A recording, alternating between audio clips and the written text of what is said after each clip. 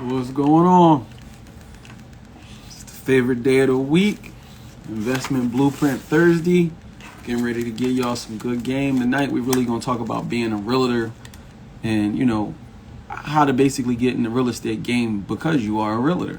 So tonight we got Marlon Belfon, one of the team members of the Good Neighbor Real Estate Group, coming live, tell his story and tell how he got in the game of real estate again by being a realtor. So a lot of people think, to say wholesaling is one of the ways you could get in the game. Nah, man, we appreciate you, man. Definitely appreciate you. Wholesaling is one of the ways to get in the game. But for me personally, I tried wholesaling. It didn't work for me. I actually made out better being a realtor. And that's how I've been able to basically build an investment portfolio and invest in real estate. So, for those of you looking to get a second job even, it's like, yo, you don't need a second job. You could become a realtor and make extra money part-time, but still make full-time earnings. That's the beauty of this.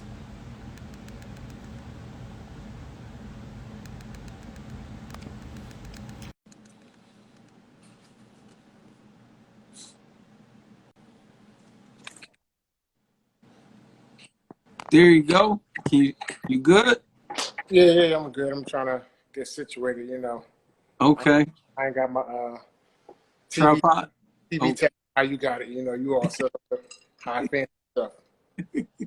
it's all good, man. Well, we appreciate you joining us.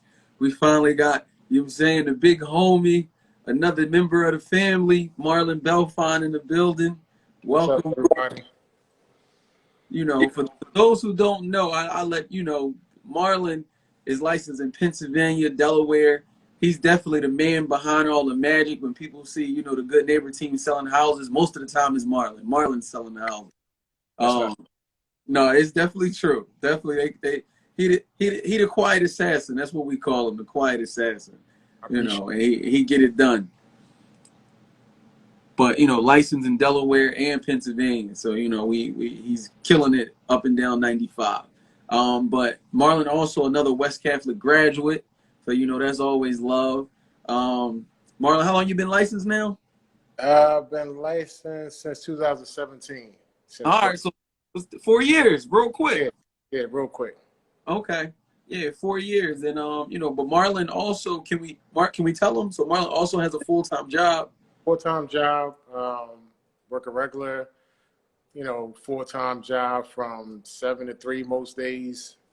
Um, Work in the education field, so I've been full time at alternative program in the city um, for about 10 years now. So in between doing that, I was able to get my real estate license and do that, part time. But yeah, I work full time. A lot of people don't know that. They think I'm full time agent, but really I got a full time position, and then I do real estate on the side per se. Right. So can you talk about that? Because I was just telling people. So a lot of people, or let's start with this first question. Why be a realtor over wholesaling? Like, were you trying to do wholesaling first, or did you just already know you wanted to be a realtor? No, I didn't. I never really got into the wholesaling. I mean, I'm familiar with it. I've tried to do a little bit of wholesaling, but it wasn't really my thing per se. Just because you really gotta be on boots on the ground, kind of getting out there every single day, trying to knock on those doors, trying to get those deals. And for me, I didn't have the flexibility to be out there every single day, canvassing every neighborhood, trying to find that deal. Right. Um, Something not necessarily something more concrete, but I needed something that fitted my schedule, being as though I had a full time job. You know what I'm saying? Yeah. So definitely being a realtor is kind of like the clients kind of come to you just because of the name realtor. So like they come ask questions, and then next thing you know, you done turned them into a client. Exactly. Make sure. Can you hear me, Marlon? I don't Yeah, I know. hear you. I hear you. Okay. So I get like during this journey of being a realtor, would you say like what would you say is like the hardest part about being a realtor? Like anything, the hardest part is always the time management. Trying to manage real estate time, family time, work time, personal time, and trying to blend that all together to where you don't burn out or you neglect one thing over the other. Is Right. really time management is that's key in anything that you're doing. So for me, the time management piece, which I'm still working on, I still be all over the place sometimes, and sometimes I can shut it down and just get back to basics. But time management is key because you can't get time back. You can get a lot of things back, but you burn out and you can't get those hours back. So you need to have time management. So with your time management, do you have any like key things that helps you keep that somewhat of a balance if there is a balance? I do. I got a lot of notes. I got a lot of notebooks. I got a lot of systems that I put in place just so that, with my systems, I know. Which Yeah, notebook you want? yeah, I got books for days. So I use that to kind of balance out, what I need to address, what process I need to follow, and go that route. And if I can put everything in the book and follow the book, I'll be all right. Sometimes I go off the book, but if I'm in the book, I'm good. Okay, okay, okay. And then as far as being a realtor, you have any like what's your favorite thing you would say about that about being a realtor? Well, for me, favorite part is settlement and watching somebody accomplish something that they didn't think they could do. Especially for new home owners, first time home buyers that never bought a house, and if you're like how I was growing up, buying a house seemed something so monumental and so out. To break it down, make it simple, show them each step, and then watching them take that leap of faith and follow the process and get everything done to where they can get their own keys and have their own property and hopefully opportunities to start generational wealth or just some kind of ownership, Right. whether or not they they may not become investors, they might not get another property, but to get that first one and to have something to leave some kind of legacy, that's a big thing. So can you talk about that in regards to like why is it hard you think for families to like grasp the concept or achieve the goal of home ownership? Like you said, like we do this every day, so we might not think it's hard. Like, what do you think is one of the things that make it hard for people, or that people think is hard? I mean, I don't necessarily think that they think it's hard. It's just the unknown and not knowing, what the steps are, and you know, lack of information. That's really comes down to. Because I find that the more information that I give people, the more knowledge that they learn about the process and how everything works. It doesn't become as intimidating. So it's not. I wouldn't say that it's fear. It's just not being educated on the process and how everything works. Once you learn how everything works and what the process is and what's required of you, Mm-hmm. it becomes a lot simpler. I think in people's mind they have that. The only the fear they have is that if they mess it up, their life is going to be ruined. But Right. we've seen people mess properties up plenty of times and come back and mess up again and still Right. get them. So that's not the end of the world. So somebody just asked a good question. So do you need a real estate license to buy real estate? To buy real estate, like for your own personal, Yes. no, you don't need a license to buy. You need a license to do the transaction. But if you're just trying to buy,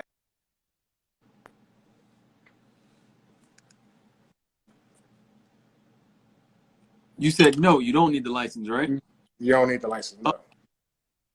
And then what about if for people who want to become a realtor, you got any recommendations of schools that they could go to? Well, I mean, I only have one, that I can refer. Is that I mean, That you went to. I went to Temple and it would work good. It was easy. It was convenient for me. So, I know there's other programs available. Really, it's about finding what fits for you, what works. What works your schedule. For me, it was evening classes that I could take after work, and Mm-hmm. I think it wasn't that many months. It probably I want to say maybe from like September until December or something like that. Yep. So, it was like twice a week or something. It worked out perfect. But I do know other people that have done online classes.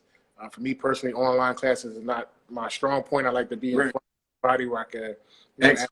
questions, get, information, stories, background information, things like that. So, it's really whatever works for you. Some people thrive in the online, setting. So if that works, the main thing is getting the classes done to get the certification so you could take your chances at the real estate exam. 'Cause I don't know too many people that knocked it out first time out. I wasn't. It took me about 2 or 3 chances. That's still good though. I think ratios 2 to 3. That's still a high percentage there. Don't be like me, ladies and gentlemen. It took me 10 times. Yeah. So the main thing is you want to don't once you get in there, don't give up. Keep, because I've heard stories of people. I took it 3 times and I said it ain't for me. But once you invested that money to do the schooling and everything like that, and you paid what is it, $50 per test? Right. Yeah, I'm gonna get my money's back on that. I'm not gonna keep taking a test and paying for it and then just walk away. I can't quit. Right. Yeah. So talk about that though, even just in general. So you talked about something real key right there about failing and still keeping yourself going. So like just in the everyday grind and pushing, like how is it that you keep yourself motivated or keep yourself going when, things aren't necessarily going your way? Well, I mean, for me, I've been learning over the last year that, failure is just not an option. It may be a roadblock, it might be something to hinder you, but it can't be a permanent thing, only if you allow it to be. So, in any, I hate to say failure, but any misstep or something didn't go your way, it's a lesson to be learned in that you could take and utilize the next time so that you can succeed in whatever you're trying to do. So, we got to change the verbiage from, I failed. Yeah, you didn't get what you wanted. It might Right.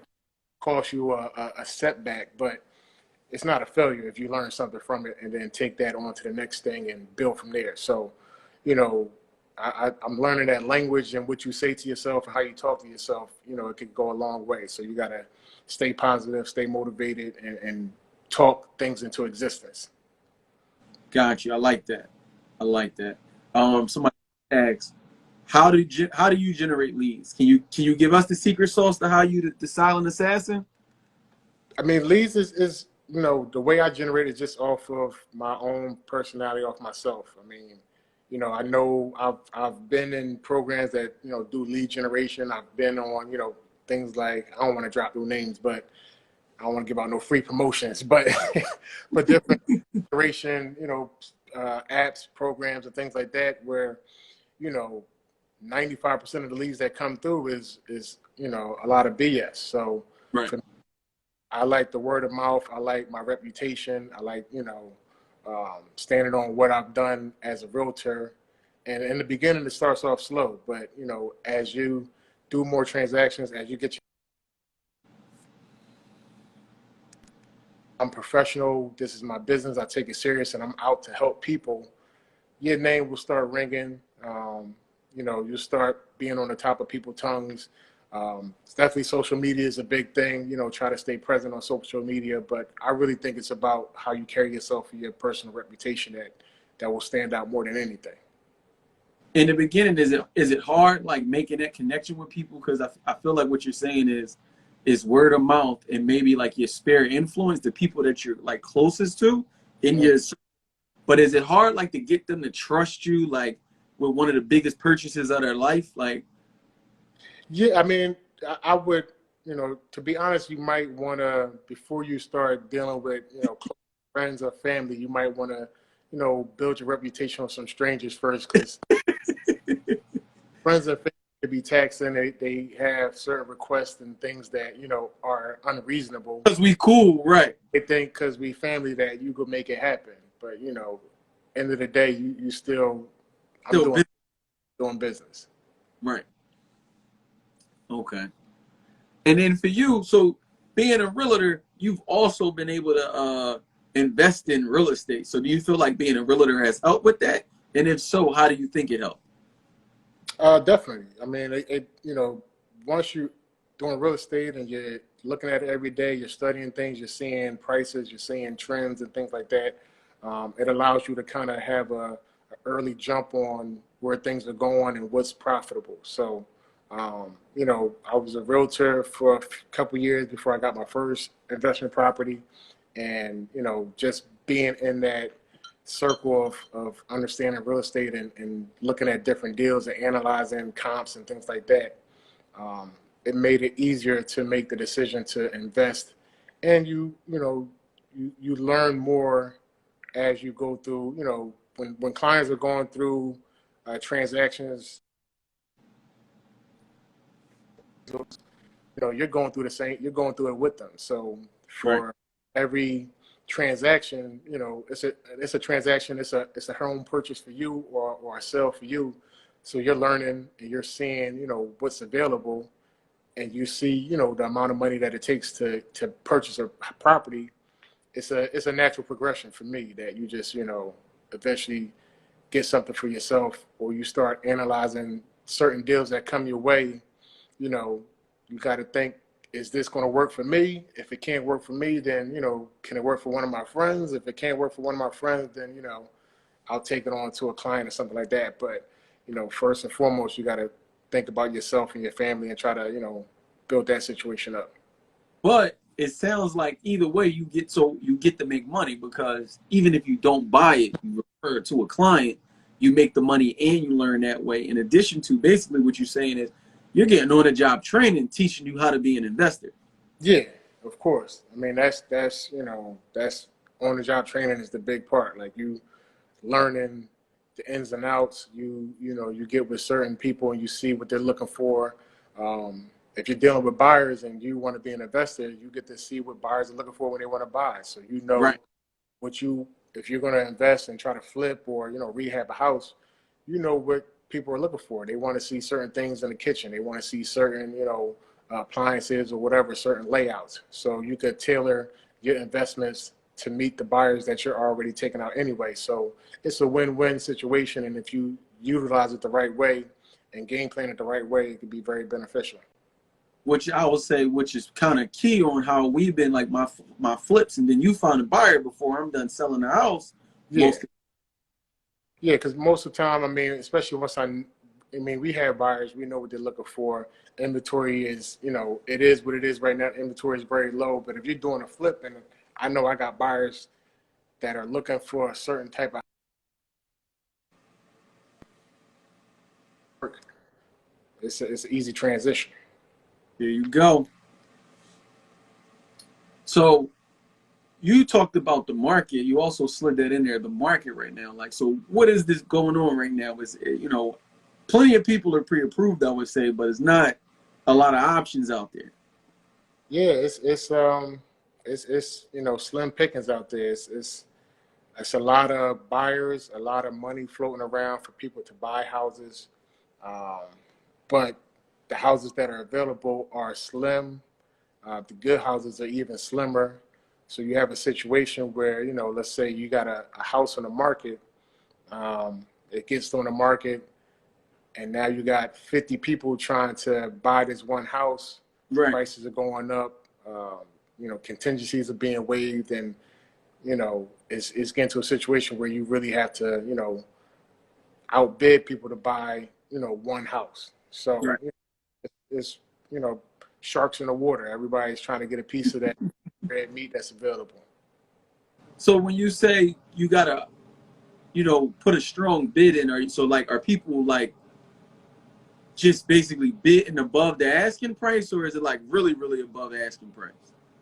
It's lately it's been really above the asking price. I mean, I've you know over, let's say, starting maybe March, April last year was, once the restrictions were lifted after COVID, Right. things were above asking price. There was a lot of competition, but now, I'm seeing offers going 20, 30, 35,000 over the asking price. Woo. So, it's a great market if you got something to sell, but on the flip side, if you're looking to sell and then go buy something, It's gonna be tough. the buying part is the tough part right now. I got you. So for buyers, what would you recommend in order for them to get something under contract in a market like this right now? I mean, you really got to adjust your strategy. So, I have buyers that, you may be pre-approved up to, let's say, 200,000. But, knowing what we know now as far as the market and the competitiveness, if you got approved for 200, you want to probably have to bid up to, let's say 215, 220. Right. don't have the room for that, then maybe we need to, bring your target or what you're looking at from not looking at 200,000 houses to maybe looking at 180 houses, and then that way it gives you room to, you Go know, up. go up a little bit. You can, but you don't want to overextend yourselves to where you're trying to fight to get this house, and now you in a mortgage that you can't afford. Got you. And what would you say, I guess, makes it easy for clients to really like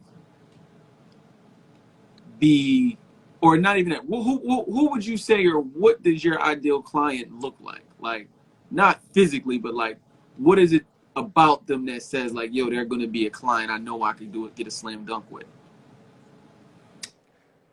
I mean, it's a lot of different factors. Money is always the biggest factor. If you have the money behind you, you're the best. The best client When right you say now. money, like, talking about cash to close, like down payment Yeah. money, or are you talking about like just pre-approval? No, I'm talking about cash to close. I mean, pre-approval is great, but now, we're in a situation where I know a lot of, especially first-time buyers, they're asking for grant money. They want to know if they have any down payment assistance, any, seller assistance as far as closing costs. And right now, that's almost not an option. So, if you're looking to get something that's, on the market, that's, nice home, Right. you have some cash behind you, so that way you make it more appealing for the seller to go into contract, because the seller, end of the day, they're trying to get as much money in their pocket as they can. So Right. you're asking for the seller to assist in their favor, and they're looking in a different direction to where they don't have to pay anything as far as closing costs, or even situations where they're trying to not pay transfer tax as well. So it's all kind of things going on right now. I got you. And what would you say right now is like a good credit score to have if you want to buy a house in the market? You need to be in those 680s and up. I mean, that's the best number. You want to be starting at 680. Not saying that you can't buy a house at 640, those lower numbers. You can, but it's going to be tough because you're coming in with FHA loans and needing down payment assistance, and it's going to put you in a situation to where you will have to buy something that's maybe not as Feeling. that you would want, and Okay. then which is also fine. I mean, you could find value at that, and then over time make the house what you wanted to make it. So that's not a terrible option. But I know, sometimes we have buyers, they want everything brand new. They want to walk in and, have the house that they seen on, HTV. But that's not the case. Sometimes you might have to make it what you want it to be. I got you. So talk about that though in regards to, I guess, setting the expectation of like, I know I'm approved for this, but yo, I can't really find what I want that looks like the stuff on HGTV or Instagram. Like, what's, like, you just touched on it. Like, the upside of buying something that's not already completely done up is, you get equity in it later on. So it's like, you saying buy a house that's abandoned, or you saying go buy like a grandmom house? Like, Oh, no, I mean, is you want something that's solid. The structure, the foundation is good, the appliances, the HVAC is all solid, roof is in good condition. But okay, the appliance in the kitchen might be outdated, or the cabinets might be outdated. The floors might need a new flooring done. They need light fixtures, just more modern. So things like that are cosmetic things that you could do over time. Um, you know, it's not something I wouldn't recommend going in the house and redoing the kitchen immediately. That's going to be costly. But if you get the cabinets done one summer, you get your refund check the next year, you knock out this part, you add some light fixtures as you're going, change your right. door knobs and things like that. Update, put your little island in the kitchen that you've been looking for. Those are done. But and you could buy that at a lesser amount, and then as time goes, you build equity, you get more bang for your buck. Got you. And then with that equity, you could then sell your house to go to the house that you really dream of, or refinance it and then buy investment properties. Yeah, yeah, exactly. So buying investment properties, is that like your goal for being a realtor, or how the whole investment property thing come about for you? Yeah, I mean, ultimately, my goal was to get investment properties, get into multi units, but I thought that being a realtor would allow me to learn more about the process, get more comfortable with it, and give me an inside track on what was going on. So, in order to get to the point where I wanted to be an investor, I took the jump to be a realtor, and that gave me an opportunity to make money to purchase investment properties as well as learn the business and go about it that way. So that was the route that made sense for me. I could learn on the job and make money and get an inside jump on things that pop up in the market or who had things that was available. I could be the person they call, or I know the person that has this and I could jump right on it. I got you. Okay. So what did they say? I had another question. Where is it? It was a question, and I think I missed it. Not that one.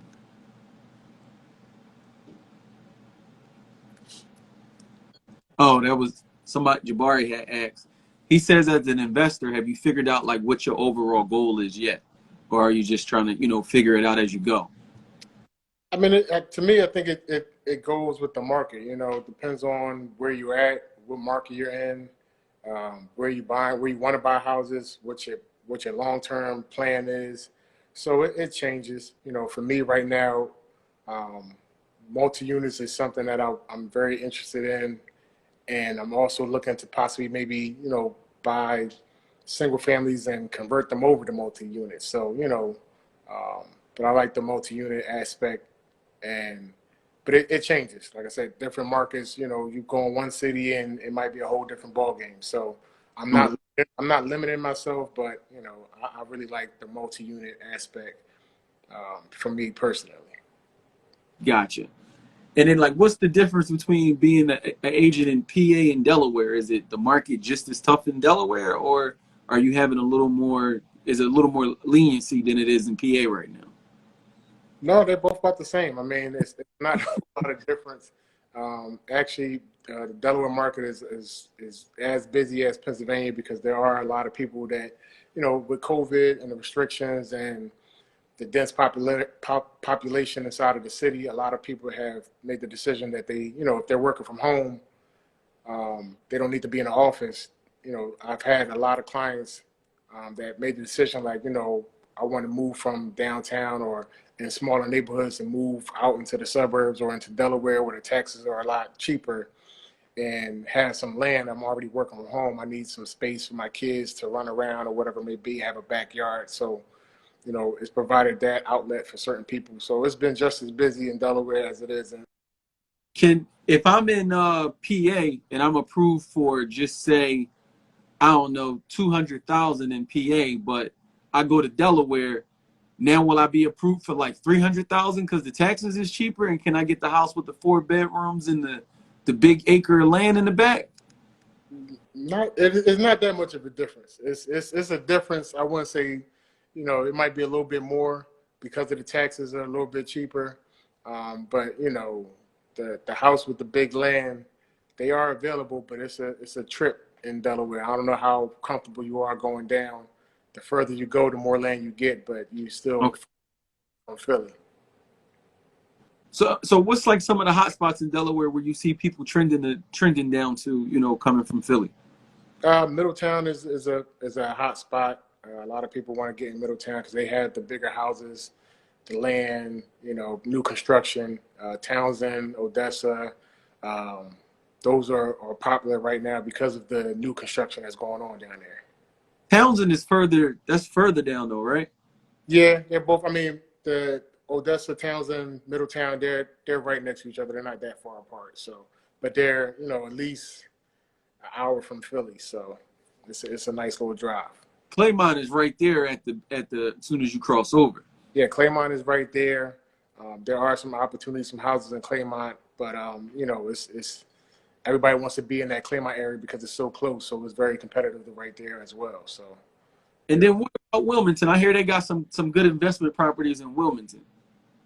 For if you're looking for investments, you're looking for maybe rentals to build your portfolio. Wilmington, taxes are cheap in Wilmington. It's similar to Philly as far as the taxes, but they don't have it's not trending like Philadelphia market is trending. So you could buy something at a lower cost, but the appreciation isn't the same. So if you're looking for that right now, it's for some steady income coming in. But if you're looking to, possibly flip and, do numbers like, they do in Brewery Town and things like that, that's not what's going on. So would you say Wilmington is almost like, I guess, like you could go down there and get your 50, 25, $30,000 houses and like you said, rent them out Section 8 or Yeah. Yeah, so I mean, you're looking, anywhere from like you said, 35, 40, 55,000, something like that. oh, Yeah, I mean, they went up a little bit. I mean, everything is going up. So, but you do your rehab, rent them out, Section 8. That's always the option. And like I said, you just build your rental portfolio from off of that. okay. And is it tough to be a landlord in Delaware like it is in Philly, like with the lead-based paint laws, the no Yeah, evictions? same scenario. Same scenario. But you still got to do all of that down there? They've got to do all of that. Maybe a little bit more. I know they have I'm not a landlord in Wilmington, so I can't speak for certain. But speaking to a couple other landlords that I know, they are a little bit stricter in Wilmington than they are in Philadelphia. That's tough because Philly, they putting us through the ringer right now. Yeah. Tenants is winning. They definitely winning. So I mean, right now with things starting to open up and just in general, like do you have any things in store going on for the rest of this year in regards to the agent side? You gonna be doing home buyer events? I mean, we're looking to do home buyer events. Hopefully, we can get back in front of the people. I know Okay. people have been asking about home buyer events. People, have been very interested as far as learning about the buying process. I think, especially our community is more educated on home ownership or just ownership in general, and starting to become more business.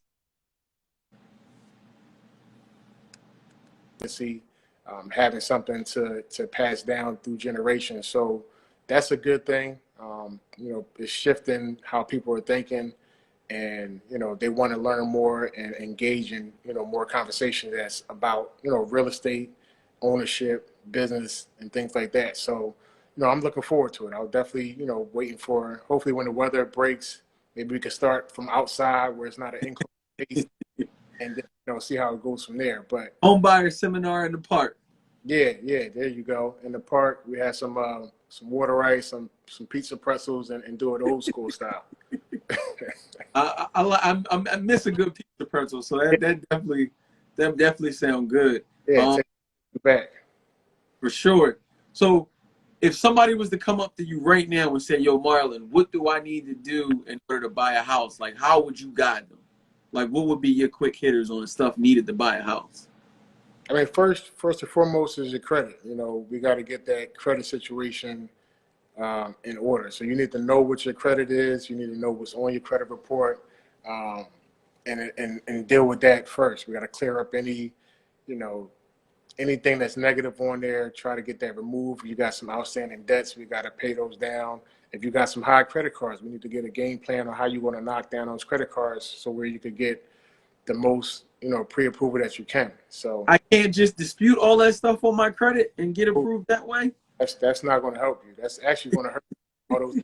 All those disputes. It doesn't help you in the long run. All it does is create more Paperwork. on your credit report, and it's not going to help. You can't. What's on your credit report 99% of the time, it's you. You put that on the credit report. So disputing it, trying to play these games is pointless. Just, sometimes you got to face yourself, look in the mirror, like, listen, I put myself in this hole, whatever, Right. It may take you 3 years. But, the first thing you got to do is look yourself in the mirror, make a decision like, I want to change this. I want to knock these things down and start working on becoming better financially and, put a game plan together. There's different strategies that you can use to knock these debt down.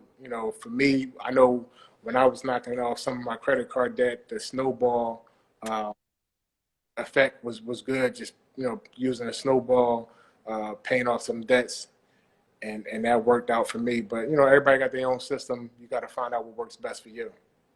Got you. So, but go ahead. So you were saying the credit part, and then anything else that we're gonna need in order to get pre-approved?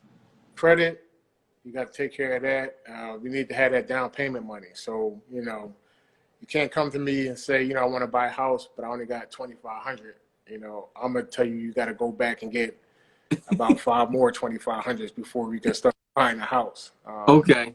So you got to get that down payment money together, and then we Well, got I to was work on no, I was just gonna ask you, like on average, like right now, how much you think you need to save to be a strong buyer? right now. Right. Right now, I mean, whew, 10 piece.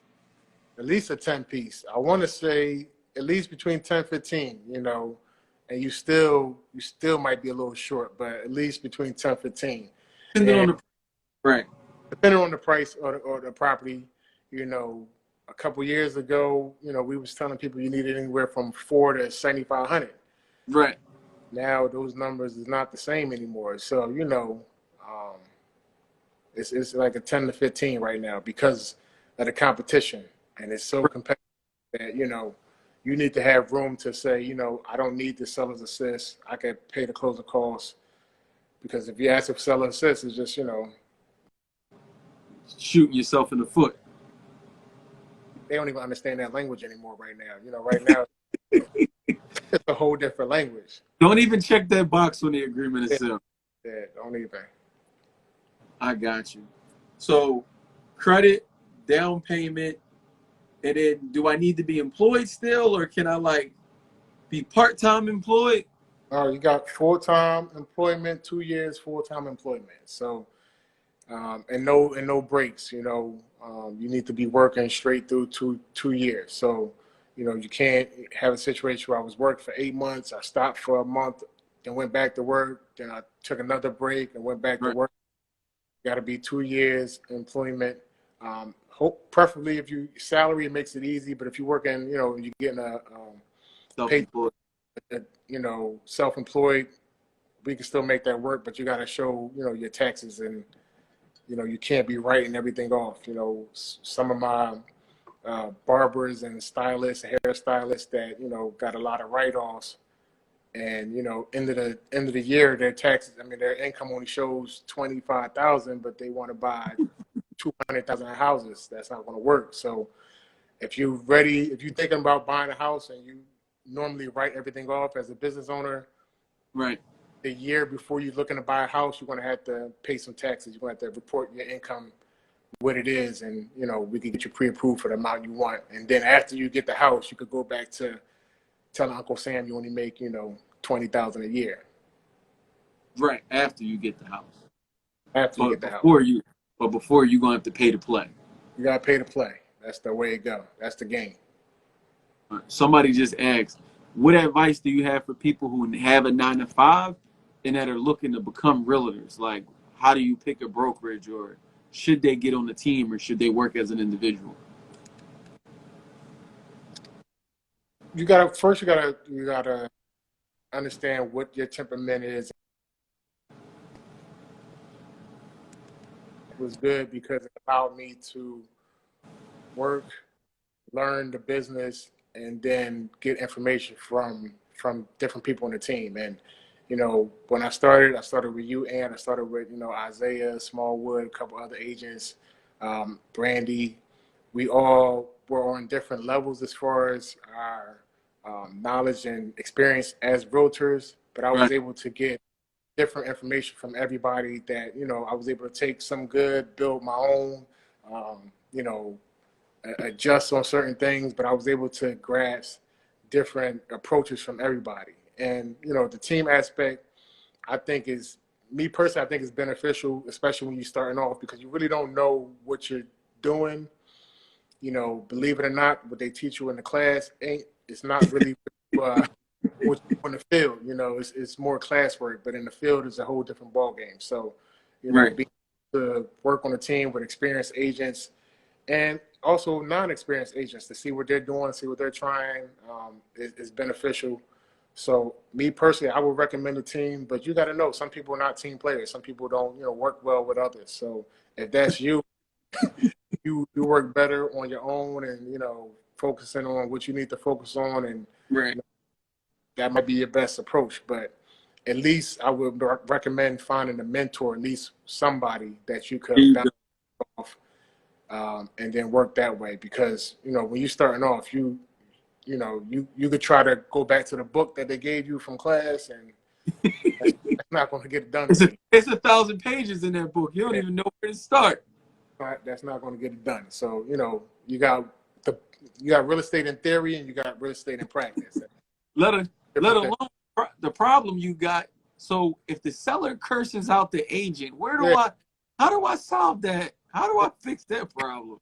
And a lot of it is just, you know, people skills. You know, learning how to deal and talk to people and understand what they're trying to get across, and you know, making it work. You know, most of the transaction and deals, you know, they could fall apart in a second, but if you got the right people skills and you know, right fit, you can make it work. But you know, some of these deals, you know, I talk to other agents and they tell me this fell apart and that fell apart, and really it really comes down to communication and how you deal with it. So you know, we all get into situations where the deal is about to fall apart and you got to find a way to make it work. And it might, you know, sometimes you got to, you know, be hard nosed. Sometimes you got to, you know, come with a different soft approach. Sometimes you got to, you know, do whatever it takes. But you know, it's all about how you deal with people.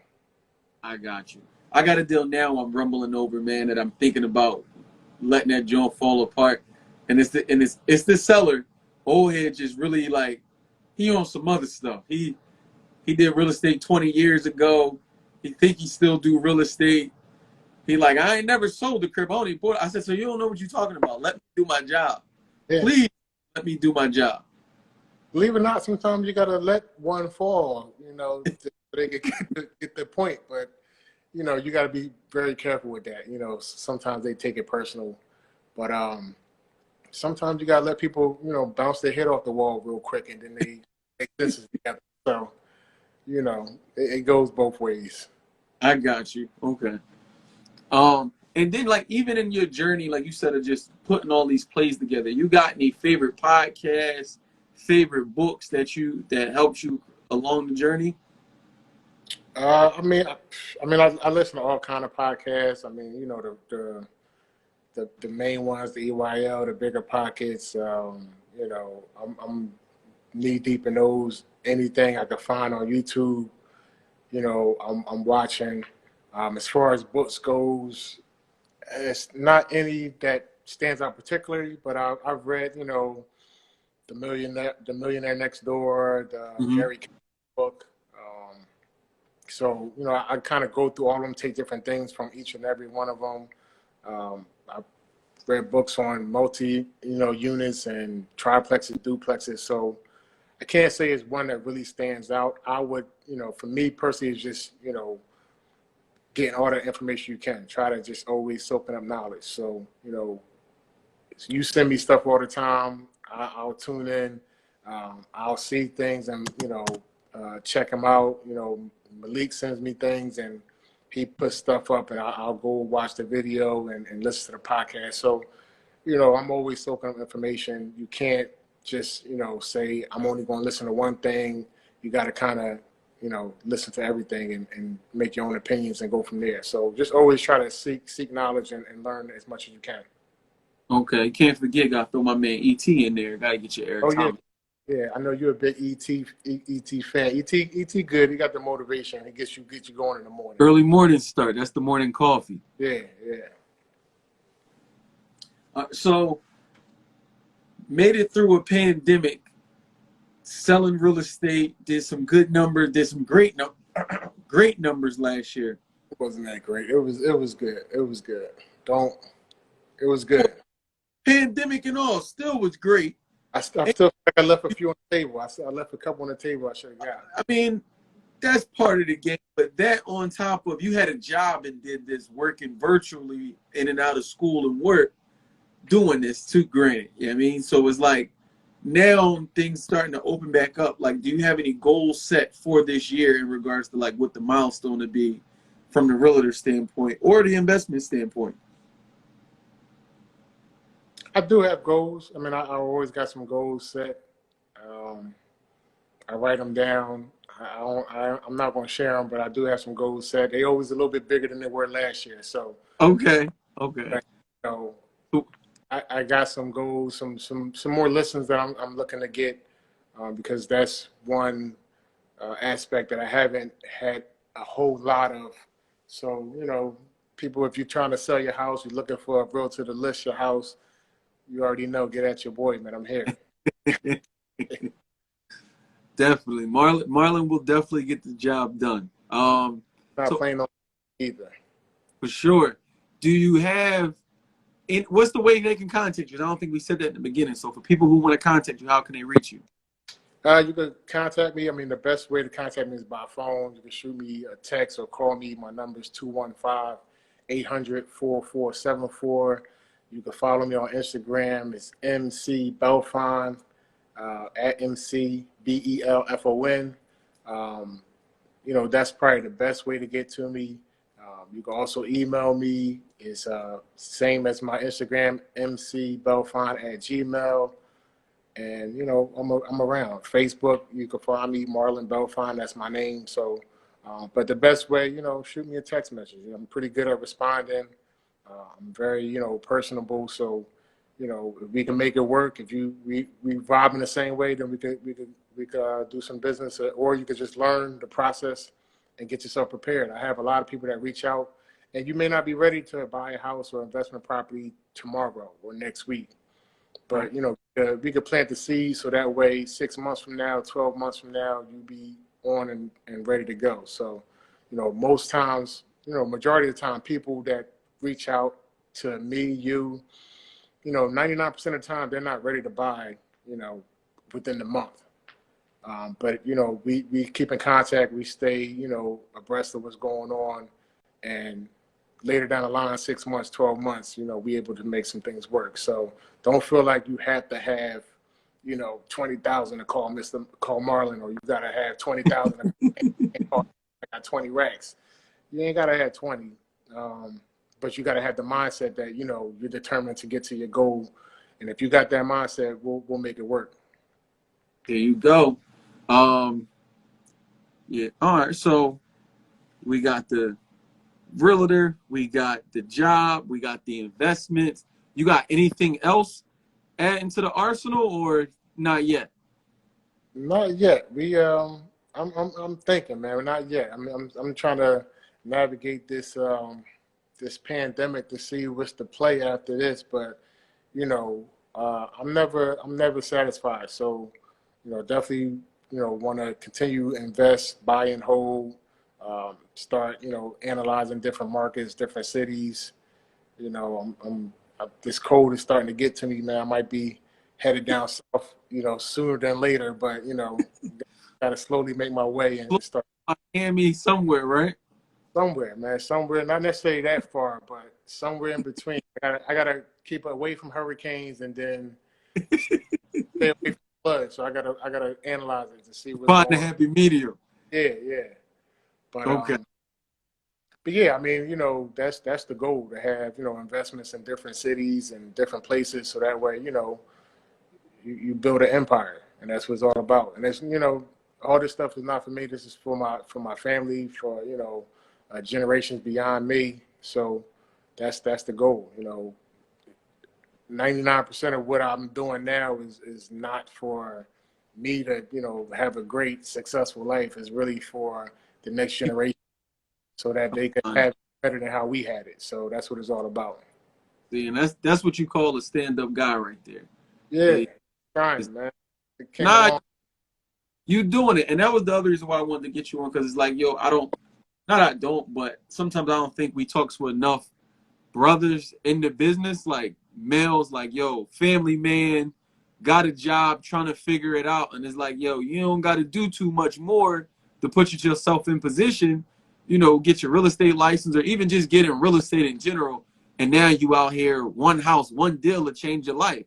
I mean, we be talking sometimes, like we do deals and you be like, damn, the commission check is, you know what I mean? Like, yo, honey, what we doing this weekend, or what we doing? We going on vacation next month, or yo, we renovating the crib, whatever it is. But it's like, yo, it's just one situation, one opportunity, and you want the map right there. Yeah, that's a fact. But you got to put the work in, and we all know when you're starting off, you be waiting for that deal, and it's like it's never coming. When you're starting off, you're going in the hole. Just believe that. You're going to be in the red. Don't tell them that. Don't tell them that. You're going in the red. Believe that. You'll be back in a minute. You're going to be in the green in a minute. But, when you're starting off, you're going in the red. And, you got to pay them dues, pay to play. But right. Like that first deal, it gets you situated, get you stabilized, and then you just go from there. But, it's just what it is.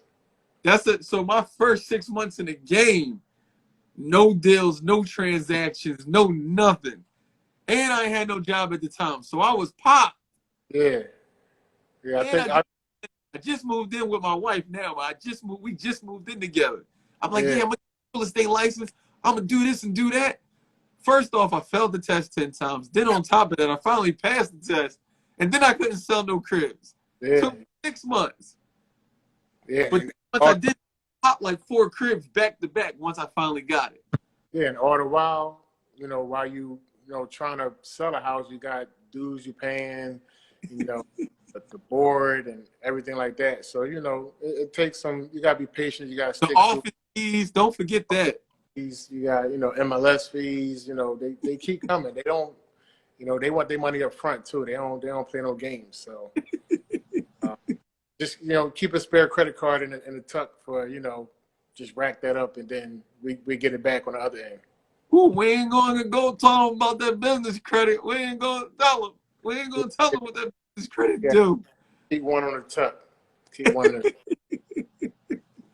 that now, way you but definitely appreciate you, man. Like I said, always been a stand-up dude, big homie, leading the way, showing us how we can be out here taking care of our families. Everybody like, yo, you ain't got to quit. Marlon's showing you don't got to quit your job. You can work your job, go ahead, make it work, and still chase your dreams. And then you quit when you want to quit, if you want to quit. But you could make it work until it get in position. And now, like Marlon said, he buying houses. He taking vacations. He his family, everybody comfortable. He living his life. Yeah, and I couldn't have done it without the support system. Family was able to hold me down as I was going through the transition and getting going to classes, paying the dues and everything like that. So without the support system, I wouldn't be able to do what I'm doing now. So it's only right that anything I get is going back in to build them up. So that's what it's all about. Definitely. Well, one more time, just let people know how they can contact you. Hit my jack, man. Call me 215-800-4474, or send me a direct message, DM me on Instagram at mcbelfon, BELFON, or email mcbelfon@gmail. I'm easy to get in contact with. So definitely here to help, and let's build from there. Get a game plan. Let's try to make life simple, make it easy. It don't have to be as stressful. You don't have to work until you 60 and then wait to retire. So we gotta take advantage now.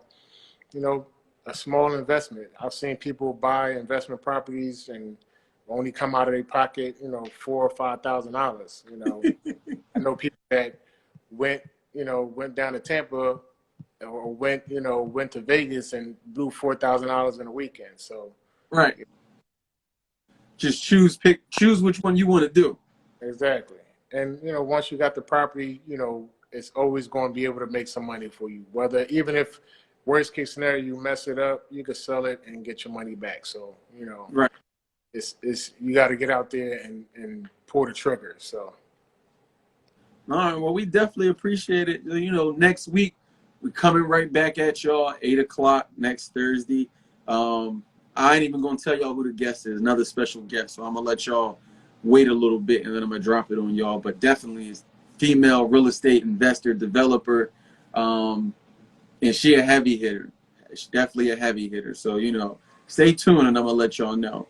Hold up, and shout out to you, Ant. You've been, every week coming on with different investors, realtors throughout the whole pandemic, whole movement, all while, taking care of the family, doing real estate, doing investments in the middle of a flip. So, definitely appreciate you and the motivation that you've been giving everybody. So, continue to do what you're doing.